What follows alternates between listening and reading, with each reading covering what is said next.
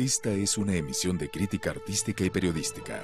Todas las personas que aquí aparecen fueron grabadas con su autorización y cualquier opinión o información transmitida refleja el punto de vista de su autor, mas no el de Azteca.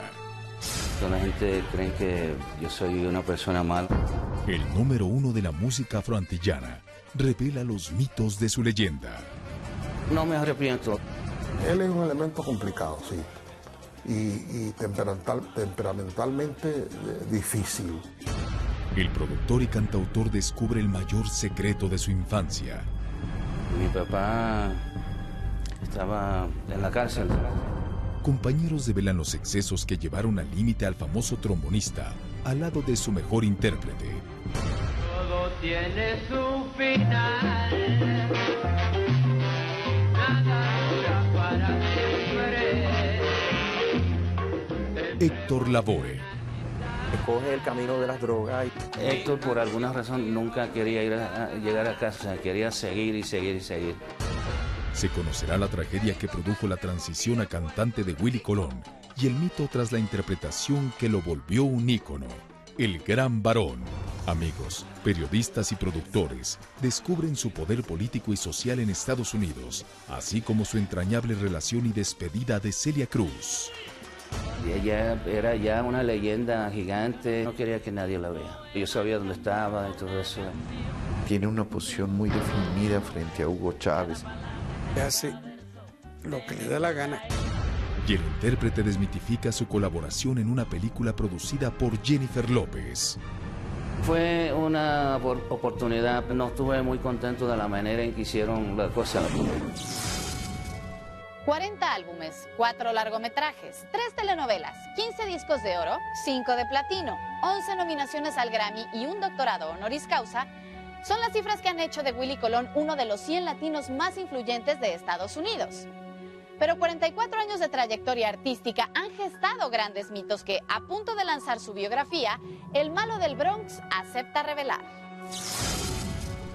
Soy Atala Sarmiento y esta es la historia detrás del mito de Willy Colón. Bienvenidos.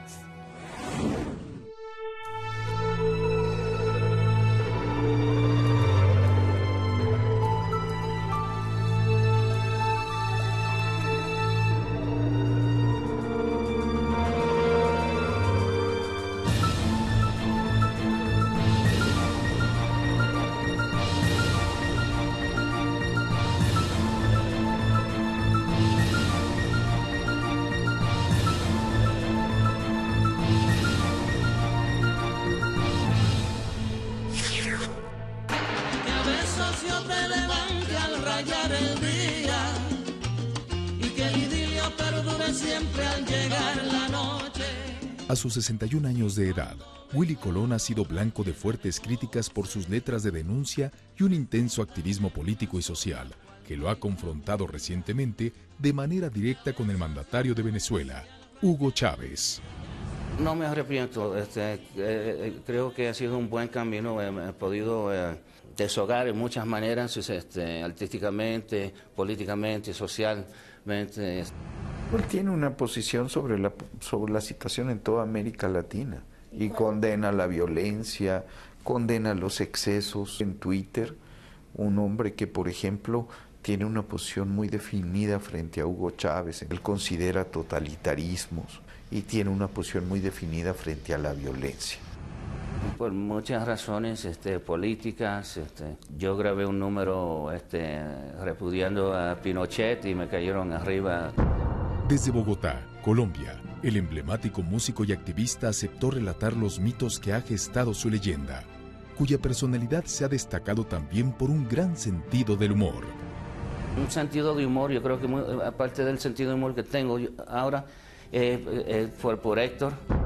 Considerado como una de las estrellas pioneras de la música afroantillana, Colón se mantiene vigente gracias a una historia musical e intensa vida que próximamente será plasmada en una biografía. Estoy trabajando en un libro casi lo tengo terminado. Sí, mi biografía y la historia de los latinos en Nueva York. Esa historia tiene su origen en la Primera Guerra Mundial en 1914. Estados Unidos, al igual que Japón, se convirtió en potencia mundial, pero las condiciones migratorias no estaban reguladas, sometiendo a sus pobladores a severas condiciones que la familia de Colón sufrió. Mi familia empezó a llegar a Nueva York en el 1915. Si ya soy la segunda generación. La plaga llegó a Puerto Rico, al Caribe. Entonces había un éxodo donde la primera ola de puertorriqueños llegó a Nueva York, que es mi abuelita y todos mis abuelos. William Anthony Colón Román nació el 28 de abril de 1950 en un trepidante barrio de Nueva York y fue el hijo mayor de una adolescente. Willy nace en Puerto Rico y se cría en Nueva York, en el Bronx. Mi mamá estaba muy joven cuando me tuvo, tenía 16 años. No terminó la escuela hasta high school. La inexperiencia de su joven madre hizo que William y su hermana fuesen criados por su abuela Antonia Román Pintor, condición a la que sumó a temprana edad una constante discriminación en Nueva York por su origen latino. Sentíamos mucho discrimen contra nosotros. Yo no había otra, pues mi estatura, el color de mi piel, tú sabes, todas esas cosas. No podía darme un guille de irlandés. Apegadas a las tradiciones latinas, la familia de Willy brindó al pequeño educación, pero en las aulas este enfrentó también la marginación. Habían hasta servicios sanitarios separados, escuelas separadas. Eso fue lo que inculcó ese orgullo y a que yo me aferre a mis raíces latinas. No había nadie en mi familia que para dirigirme de cómo estudiar, por qué camino tomar. Durante toda su infancia, Willy Colón vivió engañado por su abuela, quien le hizo creer que su padre era soldado del ejército. La realidad era otra y se mantenía oculta tras unas rejas. Mi abuela siempre tenía una foto de mi papá vestido de soldado, entonces él estaba en el ejército. En realidad, la ausencia de su padre obedeció a un duro secreto que William finalmente descubrió. Mi papá estaba en la cárcel mucho de toda mi juventud. Tu papá está preso. Ya peleábamos. Causó a mí y a mi familia, mi hermanita, algunas vergüenzas, sí, ser arrestado en público y cosas así. Varios problemas por robo, por violencias, por cosas así. Decían que él era un terror. Pese a lo anterior, Willy y su familia no sufrieron la violencia de su padre. Nunca fue violento con mi mamá o en la casa. Criado por mujeres y único varón entre ellas, desde pequeño Colón se vio obligado a responsabilizarse de su hermana menor, gestando el mito que marcó su personalidad y posterior alias de El Malo. Fui obligado a tratar de ser un hombre ya a una edad muy temprana. Me gané el nombre del Malo, siempre me desquitaba, porque no había otra, y para poder defenderme. Todo el mundo tenía hermanos o su papá o eso para respaldarlo. Entonces, yo no podía amagar, porque no tenía con qué. El duro ambiente familiar y social que vivió lo forzó a desarrollar una fuerte personalidad. El apodo del Malo, sí. Toda la gente cree que yo soy una persona mala y soy muy bueno. Él está marcado por su vida en una sociedad donde la marginación, la discriminación, la droga, la delincuencia tenía un peso brutal, donde había tragedias humanas muy graves. Él enfrentó cosas muy serias. Y entonces la temática de las drogas y la adicción y el narcotráfico era una cosa muy cercana a Willy. Pero esa permanente discriminación años más tarde marcaría de denuncia las letras de Willy Colón, quien a los 11 años recibió de su abuela el instrumento que le daría gloria y fama a su música. Me compré una trompeta cuando tenía 11 años. Ella ya veía que yo tenía una inclinación musical. Gilberto Román, tío materno de Willy, murió de meningitis siendo un niño y tocaba el saxo. Su habilidad musical trascendió a Colón, quien en la escuela aprendió a tocar la flauta, y su abuela descubrió sus dotes artísticas. Ella siempre inculcando eso y me ponía encima de la mesa en la cocina a cantarle a sus amigas. Buscaba cosas, me puso en los niños escucha para tratar de apartarme de lo que estaba pasando en la calle. Pese a la situación precaria en la que vivían, su abuela compró a Willy el trombón que cambió su vida. Costó $50 y eso era como 2 semanas de un lujo, pero increíble. Criado por su abuelita, bien consentido.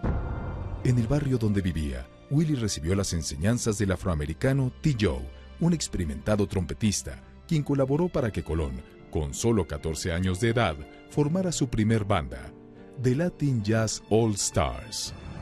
Me visitaba, empezó a darme lecciones. Tuvo como epicentro Nueva York.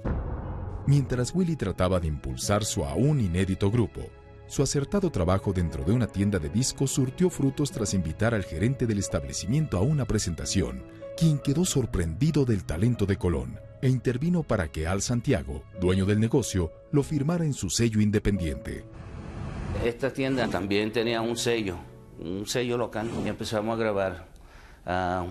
Pero en esos tiempos Al ya estaba terminando, se estaba casi en bancarrota y se quedaron la cinta, el LP. Yo tenía 15 años y se quedó embargado. Yo le hablé al dueño del estudio de grabación, mire, si yo consigo la plata, me da las cintas. Y él dijo que sí. Paralelamente, en 1964, surgió el sello discográfico que haría de la música e intérpretes afroantillanos un suceso, Fania Records, fundado por el músico Johnny Pacheco y por el abogado Jerry Masucci, ante los que se presentó Colón. Yo fui allá a ver si me podían descubrir. Hablé con Jerry Masucci, que escuché la cinta, y me filmó. Entonces, ahí fue que entré a la Fania. Todo el que entraba a Fania es porque era estrella. Ahí tú tenías Willy Colón, ahí entra Rubén también, que cuando llega, pues, él logra su importancia en Fania. Para ese entonces, Héctor Juan Pérez Martínez, joven puertorriqueño 4 años mayor que Willy, llegó a Nueva York. Siendo un adolescente y gracias a su carisma y voz, consiguió empleo en la orquesta de Johnny Pacheco, quien escuchó la cinta de Colón y le propuso a Willy que Héctor, su entonces vocalista y competencia de El Malo, cantara, sin pensar que de esa rivalidad nacería una entrañable amistad y dupla artística sumamente exitosa. Pacheco fue quien nos convenció a unirnos. Antes de que saliera el disco, Héctor decidió cambiarse el nombre a Héctor Lavoe en vez de Héctor Juan Pérez Martínez. Esa competencia fuerte de todos los músicos puertorriqueños que interpretan mucho salsa.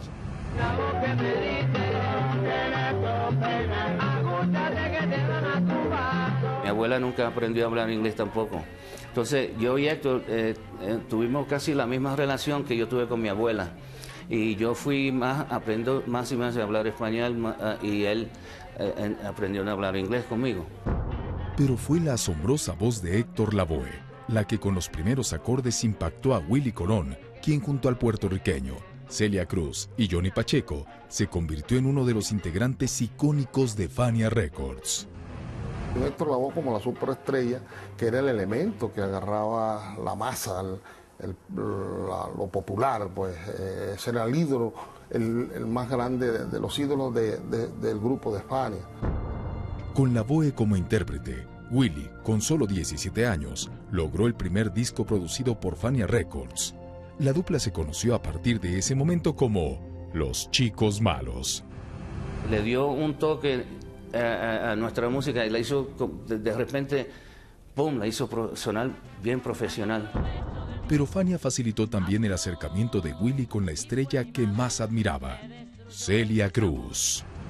Ella era ya una leyenda gigante y pero para que ella fue más fácil trabajar con ella que con muchas de las divas que se creen que son estrellas ahora. Son unión como unos hermanos, ¿no? Unos hermanos de la música, ¿no? Y que tocaban el mismo ritmo, querían mucho todos ellos. Grandes músicos, grandes cantantes también. Tenía una, ¿cómo se dice?, una ética de profesional increíble, una persona muy, muy dulce, un gran logro para mí. Y es que no solo Celia Cruz despuntó como una de las estrellas más emblemáticas de Fania Records. El sello decidió conjuntar el talento vocal de Héctor Lavoe y la rítmica ejecución en el trombón de Colón, lanzando al mercado 10 exitosas producciones cuyas ganancias fueron exorbitantes. Él y Héctor Lavoe manejan la mayor, dentro de todas las estrellas de Fania, el mayor respaldo del pueblo, del Bronx. Respaldados por el sello discográfico más importante de música afroantillana a nivel internacional, la dupla Colón-Lavoe alcanzaron una fama y fortuna apabullante. Empezamos juntos, 2 chamaquitos adolescentes, y fuimos a Panamá y a México y empezamos a ver el mundo. Bueno, Willy Colón es un luchador. La salsa es una manera que Willy, como principal, incorpora las modalidades del jazz, modos. En consecuencia a su inmenso éxito, Willy y Lavoe se integraron al selecto grupo de los grandes salseros de su generación, pero iniciaron también las tentaciones. Héctor, por alguna razón, nunca quería llegar a casa, no quería que la rumba se acabe nunca, o sea, quería seguir y seguir y seguir. Empezaron a llegar los amiguitos con regalos, mira, métete esto, papá. Y empezamos. Basada en la trágica vida y muerte de Héctor Lavoe, Jennifer López y Marc Anthony protagonizaron en 2007 la cinta El Cantante. Willy Colón participó y se manifestó en contra de dicho filme. Amigo, confidente y productor de Héctor Lavoe, Willy Colón aceptó participar como consultor en la cinta que su tragedia inspiró, El Cantante. Producida por J-Lo y protagonizada por Marc Anthony, película que dejó un muy mal sabor de boca al trombonista, cuyos mitos descubre.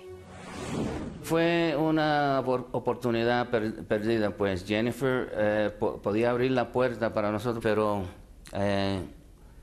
se enfocó solamente en la tragedia de Héctor y no, en verdad, como que no presentó el legado y la aportación, las cosas positivas.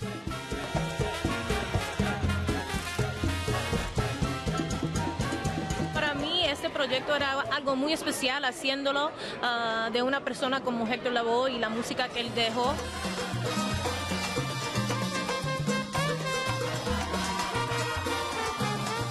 Hay ciertos estereotipos de que somos drogadictos y cosas así. Y la película de Marc no ayudó. Para mí fue un placer inmenso. Imagínate, es muy difícil aceptar una responsabilidad como hacer una película como esta. Que es un escándalo, dicen. Pero el resultado en pantalla disgustó a Colón.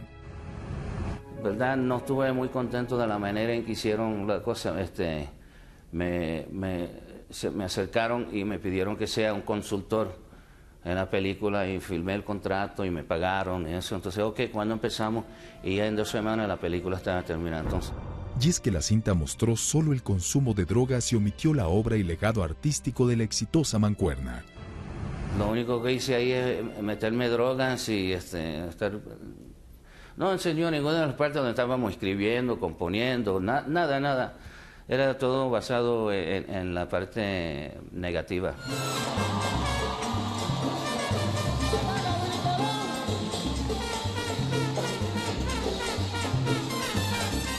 Era solo un pretexto para que yo firme el papel y tenga el permiso de... porque cuando me dieron el libreto, lo primero que yo digo es yo no hablo español. Él habla perfectamente el español. Escribe perfectamente el español. Eso de que Willy no hable bien el español no es cierto. Tú hablas perfectamente con Willy en español como estamos hablando nosotros dos. A más de 3 décadas, la leyenda viviente de la salsa desmitifica su relación con Lavoe y aclara los excesos que esa le causó. Yo también probé a profundizarnos en esas cosas. Llegó el momento donde yo di el frenazo y dije no. Aunque la dupla artísticamente funcionaba en los escenarios, fuera de estos era objeto de adicciones. Tras 6 años de rotundo éxito, este se desvaneció. Colón ya no toleró la desbordada vida de excesos de Lavoe. Cuando Héctor pues escoge el camino de las drogas y entonces él pues se da cuenta que no puede seguir ese mismo camino. Yo fui el productor de muchos de sus discos y hicimos unos experimentos que tuvieron mucho éxito, como El Periódico de Ayer y El Cantante. Dio a Lavoe el mote por el que a partir de entonces sería conocido: el cantante de cantantes. Héctor Lavoe era uno de los grandes, y lo es en lo que dejó de manera sustantiva, pero traía sus demonios mal manejados.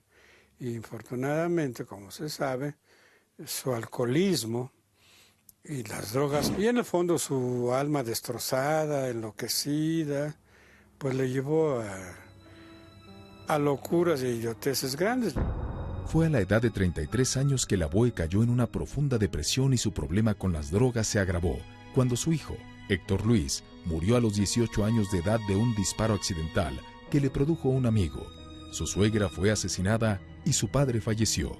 Las tragedias se agudizaron cuando al cantante se le detectó el virus VIH. La estrella entonces decidió suicidarse lanzándose desde el balcón del 10º piso de un hotel donde se alojaba. Su intento resultó fallido.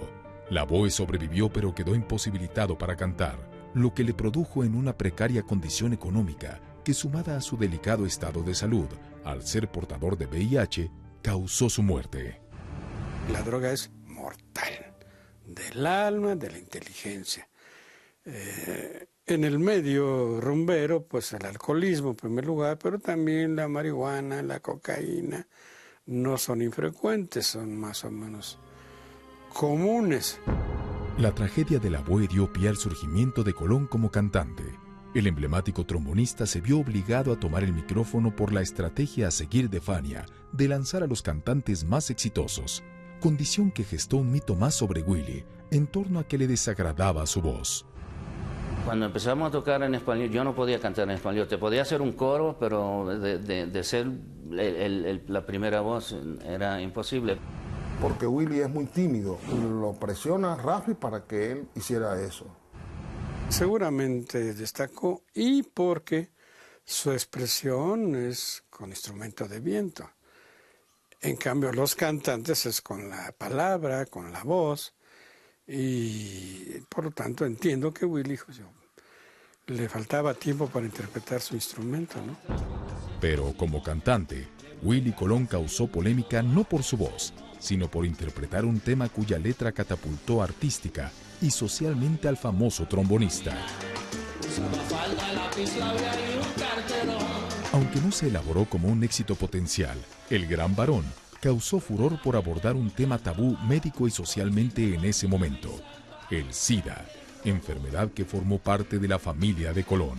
Yo tenía un primo que era drogadicto y no sabemos, pero él murió en casa, en el sofá, en casa de abuela, y se puso bien enfermo.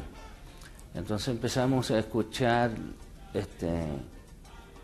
historias de esta enfermedad que solamente le daba a los gays. Al principio yo pensé que era un chiste malo, un chiste cruel o algo. Entonces me di cuenta que sí, era cierto. En 1980 en Estados Unidos se registraron 31 muertes de SIDA. 9 años después, la cifra se propagó alarmantemente, catalogándose como la enfermedad más terrible del siglo XX, al no hallar ninguna cura para la misma. Omar Alfano había escrito un tema que abordaba ese mal musicalmente, y fue entonces que Colón decidió retomarlo. Me fui para Nueva York y me quedé pensando en una canción que él había compuesto que se llamaba El Gran Varón. Entonces volví a mira, Omar, yo quiero trabajar en esa canción. Llegamos a un acuerdo y la grabamos. Pero no nos atrevíamos a lanzar eso como el número, porque es un tema demasiado tabú para los latinos, especialmente. Y de repente, cuando empezaron los DJs, empezaron a tocar ese número, ellos solos, y empezaron los religiosos primero: ¿cómo te atreves? Y entonces también algunos gays. El Gran Varón no es suyo. Pese a los pronósticos, la canción detonó en la radio trascendiendo las estaciones puramente de música tropical y produjo a Colón reconocimientos, pero también fuertes críticas. Tú eres el portavoz de los gays, y todo el mundo por todos lados creó mucha controversia. Y de repente fue así, por país. En un momento, yo creo por 10 semanas, estaba número 1 en casi toda América Latina, sin promoción, el número solo. Pasaron, creo, como 2 años y Carolina Herrera y Oscar de la Renta me otorgaron un premio en Washington, un premio humanitario por la canción El Gran Varón. Eso es lo que tienen los artistas, después que tienen el poder de convocatoria, siempre pues se unen a una causa. El éxito de la canción interpretada por Willy Colón trascendió incluso a la pantalla a través de una película hecha en México en 2002, basada en Simón, el Gran Varón. Ni se atreva a acercarse. Detesto a la gente como usted. Ay, ¿tan pronto te olvidaste de mí? Yo no acostumbro tratar con basura. Soy tu hijo Simón. A 23 años de su grabación, El Gran Varón se ha convertido en canción emblemática en todos los shows de Colón. Pero no podemos irnos sin tocarla. Otra faceta que llamó la atención para los seguidores de Colón fue el verlo actuar en filmes como El Vigilante y The Last Fight. Pese a estos trabajos, se gestó el mito de que a la estrella no le gustaba actuar. Yo había hecho películas americanas, como 4 o 5 que he hecho. Pero fue en 1998 que el productor y periodista Epigmenio Ibarra le propuso el proyecto que conjuntó la inclinación social de Colón con la música y la actuación. Ibarra lo buscó para interpretar el tema de la segunda telenovela político-social en México, Demasiado Corazón. Willy aceptó con una condición. La única condición que puso Willy fue decirnos, yo quiero estar en pantalla. Pensamos que Willy tenía ese vigor, esa fuerza. En Demasiado Corazón, Willy personificó a Feliciano Pintor, un agente de la DEA al lado de Claudia Ramírez y Demián Bichir. Ha sido esta su única telenovela. Él es policía honorario en la ciudad de Nueva York. Y dijo, yo quiero aparecer en pantalla con mi cargo y con mi placa. Que soy agente de la DEA. En una escala mucho más grande, es como hacer cine, como película, no como novela. Un profesionalismo increíble, muy organizado, es diferente.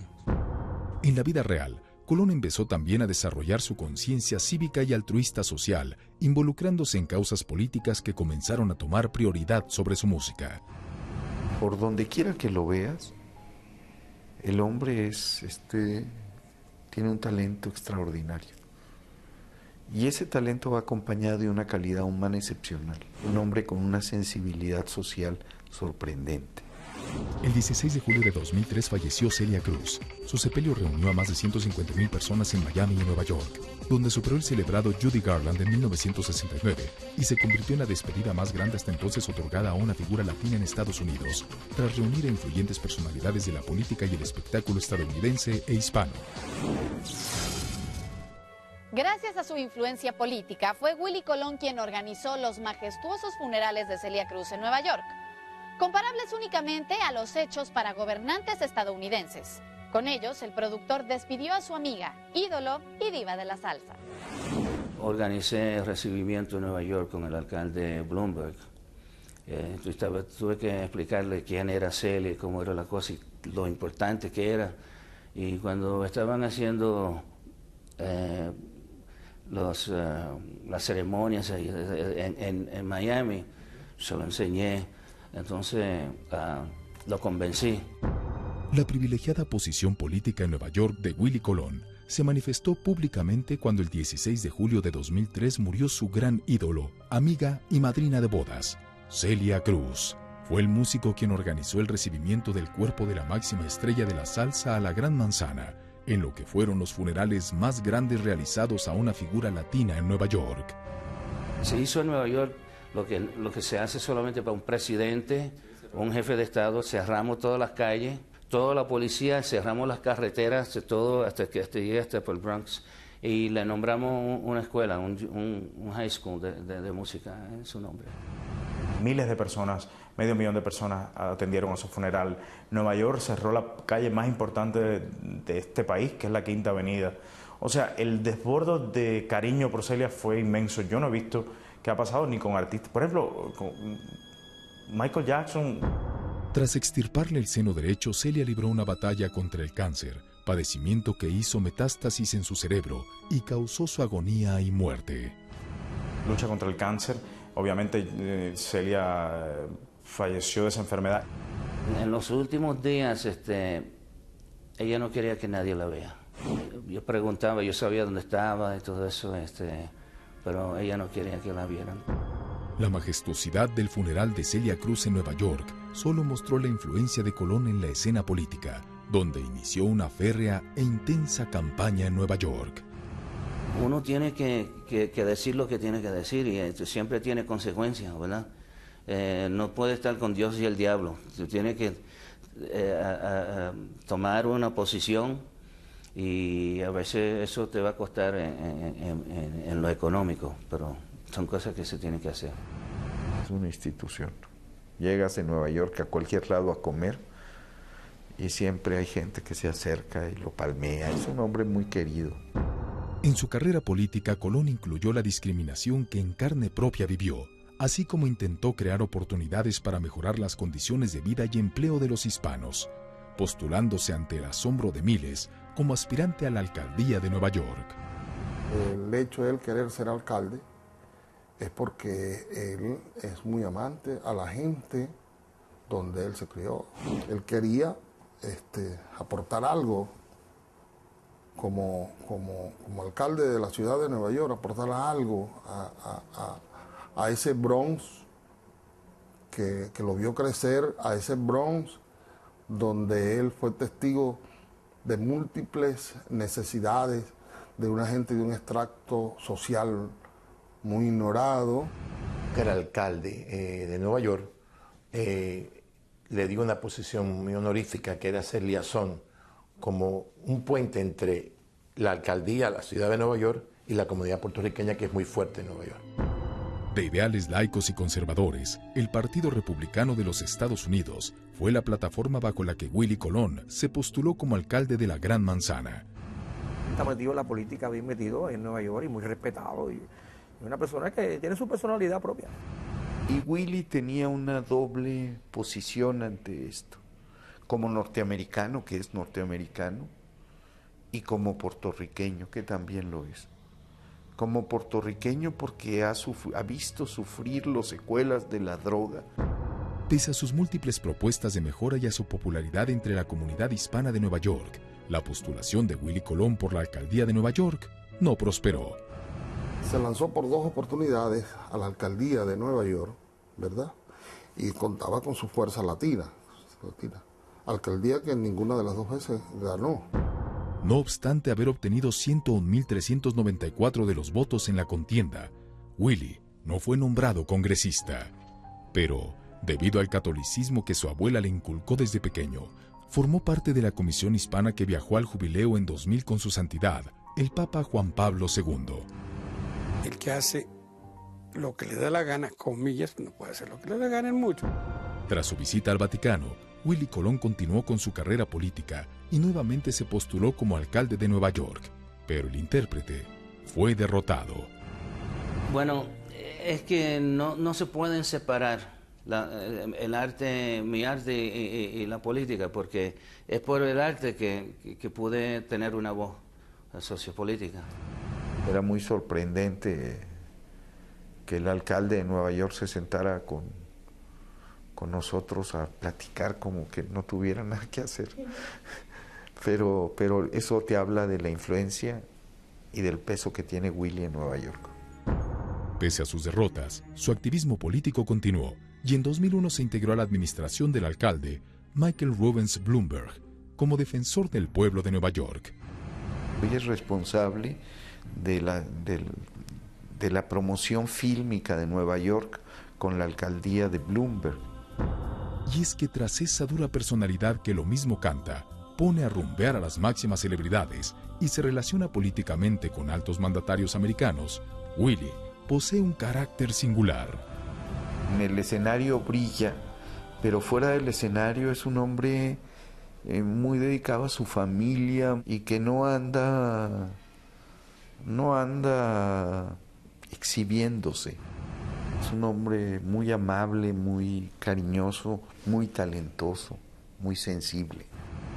Willie nunca ha sido exhibicionista, tímido, un elemento que nunca está protagonizando las cosas.